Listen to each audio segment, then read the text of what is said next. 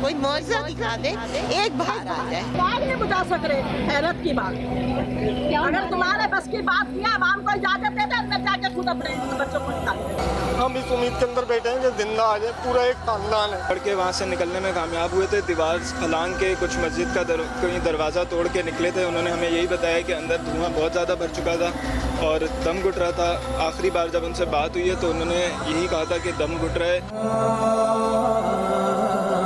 मेरी वाइफ है, मेरी बहू है और बहन है हमारी। घर में बता के आई थी कि हम यहाँ आएंगे, जी गुल प्लाजा आएंगे। फिर उसके बाद से हमारा उनसे कोई राब्ता नहीं, अभी तक वो मिसिंग है।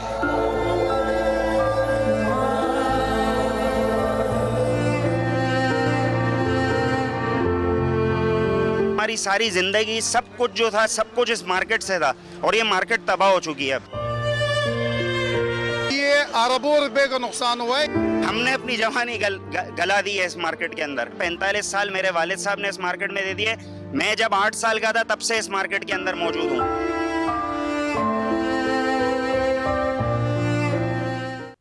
आज के दिन का आगाज़ भी कराची वालों के लिए आहूं और सिसकियों के साथ हुआ है। अभी भी इंतज़ार में बहुत से लवाहिकीन और बहुत से ऐसे लोग बैठे हैं जो किसी मुआवजे का इंतज़ार कर रहे हैं कि शायद कोई मुआवजा हो जाए और उनका प्यारा जो 2 रातों से मलबे तले शायद कहीं पर दबा हुआ है वो निकल कर बाहर आ जाए। रात भर लाशें निकालने का सिलसिला भी सानेहा गुल प्लाजा के बाद जारी है। अमवात अब तक 23 हो चुकी हैं, 22 अफराद ज़ख्मी बताए जा रहे हैं और 83 का नंबर, कल तक पता चला था कि 65 to 70 हैं, लेकिन अब कहा जा रहा है कि तकरीबन 83 अफराद ऐसे हैं जो अभी भी लापता है, जिनकी तलाश के लिए रेस्क्यू ऑपरेशन बिल्कुल ऐसा ही है। और आग जो है वो अब बुझा दी गई है। कल तक ये था कि 90% जो है वो आग पर काबू पा लिया गया था और उसकी कूलिंग का अमल जारी था और अब कम्प्लीटली आग को तो बुझा दिया गया है, लेकिन जो उसके आसार हैं वो अब हमें नज़र आ रहे हैं और जो प्यारे हैं, जो लवाहिकीन हैं, अभी तक वो अपने प्यारों को वहाँ पर ढूंढ नहीं सके हैं।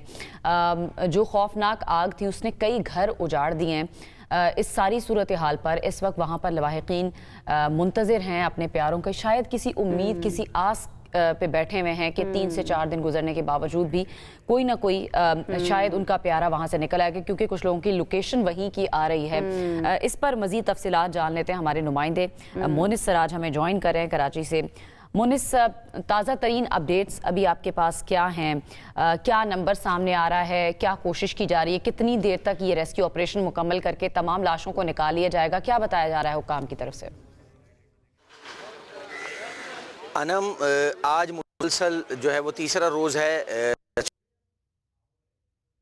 सुबह से ही शुरू कर दिया गया था, वो ताहाल जारी है। अभी तक जो है वो रात भर जो क्रेन लगाई गई उस पर जो बलाई मंजिल थी गुल प्लाजा की, वहाँ से लोगों की गाड़ियाँ और मोटरसाइकिलें जो बच गई थी उन्हें उतारने का सिलसिला जारी रहा। इसके अलावा जो मलबा हटाने का काम कल दिन भर चलता रहा और रात भर भी इसी तरह से जारी रहा, लेकिन कल शाम के बाद से अब तक जो है वो किसी किस्म की कोई डेड बॉडी रिकवर नहीं हुई है। अलबत्ता लोगों की जो इमलाक हैं उन्हें ज़रूर बचाने की कोशिश की गई है। साथ ही साथ जो मलबा हटाने का काम है वो भी इंतहाई एहतियात के साथ किया जा रहा है।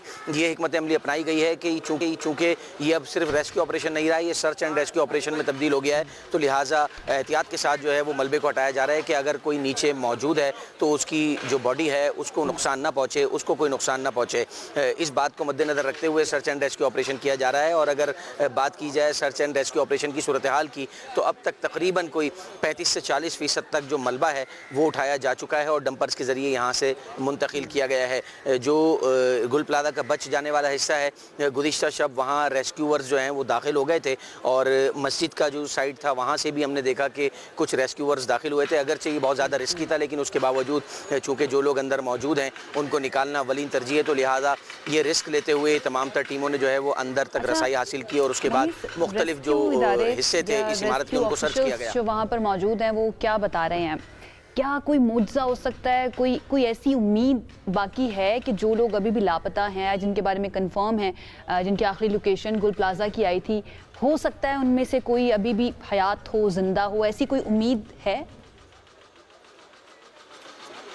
देखिए, अब सिर्फ जो है वो मुआवजा ही हो सकता है, क्योंकि जैसे जैसे वक्त गुजरता जा रहा है इम्कानात कम से कम तर होते चले जा रहे हैं और जो यहाँ पर माहिरीन उनका यही कहना है कि जो पहला दिन था इस वाक़े का, जब आग बुझाने के फौरी बाद लोगों की सर्चिंग का अमल शुरू किया गया था, तो उस वक्त भी लोकेटर इस्तेमाल किए गए थे, लेकिन बदकिस्मती से लोकेटर पे जो है वो किसी किस्म की कोई पॉजिटिव साइन नहीं आई। गुज़िश्ता रोज़ भी हमने देखा कि रेस्क्यू 1122 के जो लोग हैं उनकी जानिब से मुख्तलिफ लोकेटर्स इस्तेमाल किए गए, ऐसे सेंसर डिटेक्टर इस्तेमाल किए गए कि अगर कोई इंसानी जान अंदर मौजूद है मलबे के नीचे तो वो उसको डिटेक्ट करके बता देता है, लेकिन वहाँ पर भी किसी किस्म के कोई साइन जो है वो शो नहीं हुए, जो कि इस बात की निशानदेही कर रहे थे कि अब जैसे जैसे वक्त गुजरता जा रहा है मलबे के नीचे ज़िंदगी के इम्कानात कम होते जा रहे हैं। लेकिन जो लवाहिकीन हैं वो यहाँ गुलप्लाजा के जो लाशें यहाँ से निकाली गई हैं या जो निकाली जा रही हैं उनकी शनाख्त के हवाले से थोड़ा सा बता दें कि किस कंडीशन में, एक तो क्या मुकम्मल तौर पर बॉडीज़ मुकम्मल तौर पर जल चुकी हैं या कुछ लोग बताया जा रहा था कि दम घुटने से भी उनकी जान गई है,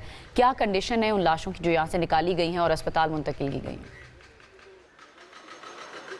जी बिल्कुल, ये आपने बड़ा अच्छा सवाल किया और साथ में ये भी बता दूं आपको कि इसमें एक चीज़ टेक्निकली समझने की ज़रूरत है। यहाँ पर जब रेस्क्यूअर्स निकाल रहे थे बॉडियाँ गुज़िश्ता रोज़, तो उनकी जानिब से तादाद बताई जा रही थी कि इतनी बॉडीज़ निकल गई, इतनी बॉडीज़ निकल गई, और गुज़िश्ता रोज़ तक 26 तक जो है डेड बॉडीज़ रिपोर्ट की गई। लेकिन जब वो तमाम तर डेड बॉडीज़ और वो पार्ट्स, इंसानी बाक़ियात जब वो पहुँचे हैं सिविल अस्पताल, तो police surgeon doctor Sumaiya Syed ने ये कहा, उन्होंने वजाहत की कि अब तक मजमूई तौर पर महज 20 डेड बॉडीज़ हैं जो कि वहाँ लाई गई हैं। इनमें 6 डेड बॉडीज़ वो हैं जो कि इब्तदाई रोज़ में जिन बात हुई थी और उन तमाम को उसी वक्त शनाख्त कर लिया गया था, जिनमें एक फायर फाइटर भी शामिल था। इसके अलावा जो 14 डेड बॉडीज़ निकली हैं वो नाकाबिल शनाख्त हैं और DNA की मदद से ही उनकी शनाख्त मुकम्मल होगी। गुज़िश्ता रोज़ सिर्फ एक नौजवान जिसका नाम तनवीर था, उसकी डेड बॉडी को उसके पास से मिलने वाला जो शनाख्ती कार्ड था उसकी मदद से लवाहिकीन ने शनाख्त किया। इसके अलावा 13 डेड बॉडीज़ जो हैं वो डॉक्टर सुमैया सैयद का कहना है कि अनआइडेंटिफाइड हैं और उनका DNA की मदद से ही जो है वो उनकी शनाख्त मुमकिन हो सकेगी। इसमें एक और टेक्निकल चीज़ ये भी है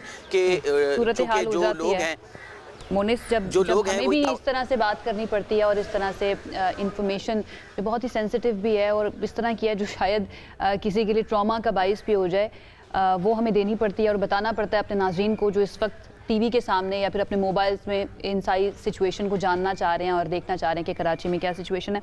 अच्छा मोनिस, बहुत से कॉन्फ्लिक्टिंग स्टेटमेंट्स और हमें पता है कि ब्लेम गेम भी शुरू हो जाती है इस तरह के हादसा। कोई नया वाक़या तो हुआ नहीं है ये कराची के अंदर। आपके पास क्या इन्फॉर्मेशन है? जो लोग वहाँ पर काम करते हैं, जो बाहर निकल आए थे, अल्लाह ताला ने जिनकी जान बचाई, डेफिनेटली आपने उन लोगों से या वहाँ पर जो लोग काम करते हैं उनसे बात की होगी। क्या यहाँ पर फायर एक्सटिंग्विशर्स या फिर जो सेफ्टी प्रोटोकॉल्स होते हैं उनका ख्याल रखा जाता था गुल प्लाजा के अंदर? क्योंकि कल हमारे साथ सदर मौजूद थे, काशिफ साहब गालिबन उनका नाम था, वो कह रहे थे कि भाई सब कुछ मौजूद था और तनवीर कासिम साहब, जी जनाब तनवीर नाम था उनका, वो मौजूद थे और वो कह रहे थे कि भाई सारा कुछ यहाँ पर मौजूद था, सारे प्रोटोकॉल्स का ख्याल रखा जाता था। ऐसा ही है?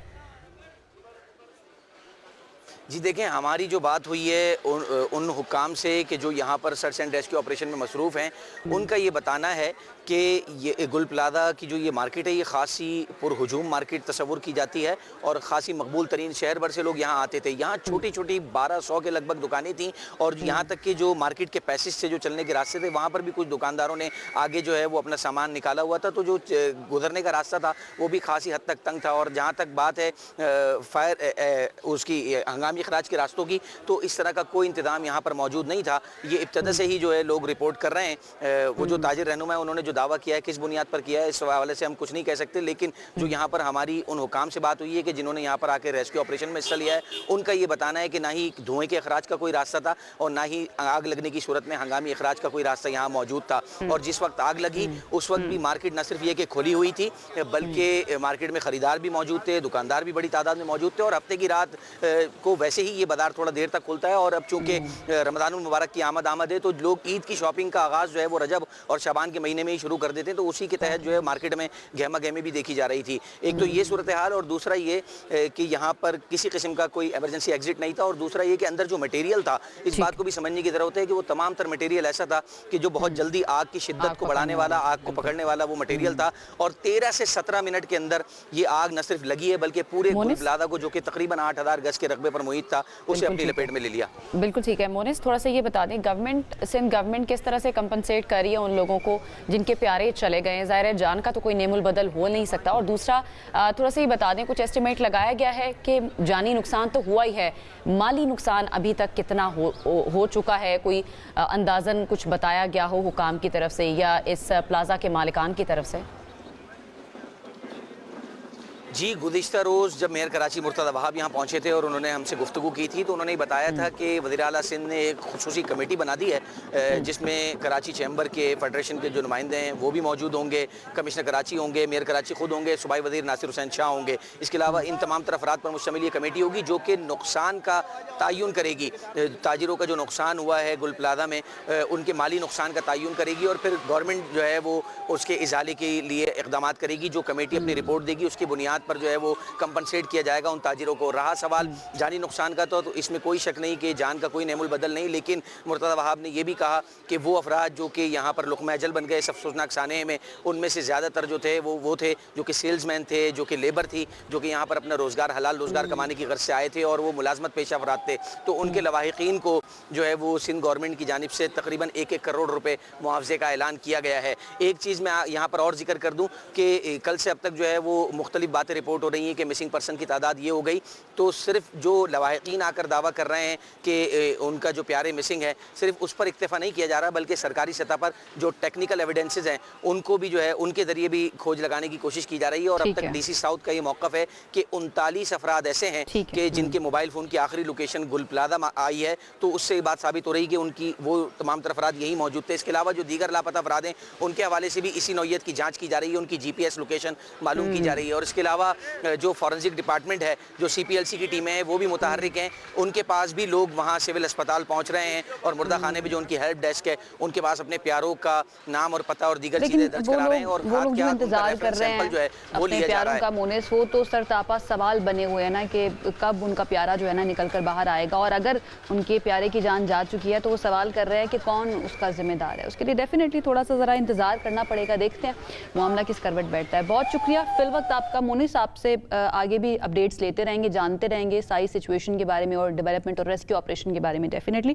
तो आपका बहुत शुक्रिया। हमें एक ब्रेक की तरफ जाना है, लेकिन जब हम ब्रेक से वापस आएंगे तो एक एजुकेटिंग या एजुकेशन के लिए आपकी एक सेगमेंट है हमारे पास कि आग की अकसाम जो हैं वो कितनी ज़्यादा होती है। दुनिया भर के अंदर अगर आग लग जाए किसी बड़ी बिल्डिंग के अंदर, किसी बड़े प्लाजा के अंदर, तो वहाँ पर कौन कौन से सेफ्टी प्रोटोकॉल्स या सिक्योरिटी प्रोटोकॉल्स का ख्याल रखा जाता है और आग की अकसाम को किस तरह से और कितनी अकसाम के फायर एक्सटिंग्विशर्स और केमिकल्स होते हैं जिनके ज़रिए जाता है, ये सब आपको बताएंगे एक ब्रेक के बाद। हमारे साथ बहुत ही पर्टिनेंट गेस्ट भी मौजूद होंगे इस पर बात करने के लिए, साथ रहिए।